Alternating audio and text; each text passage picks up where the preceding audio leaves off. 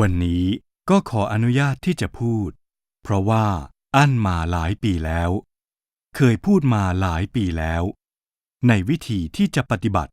เพื่อที่จะให้มีทรัพยากรน้ำเพียงพอและเหมาะสมคำว่าพอเพียงก็หมายความว่าให้มีพอ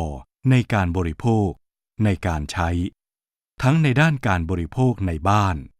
ทั้งในการใช้เพื่อการเกษตรกรรมอุตสาหกรรมต้องมีพอ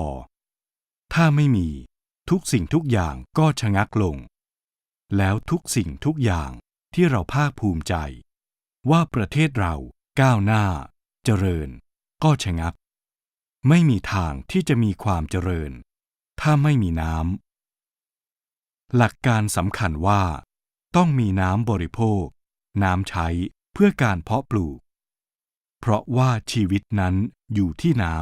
ำถ้ามีน้ำคนอยู่ได้ถ้าไม่มีน้ำคนอยู่ไม่ได้พระราชดำรัสพระบาทสมเด็จพระปรมินทรมหาภูมิพลอดุลยเดช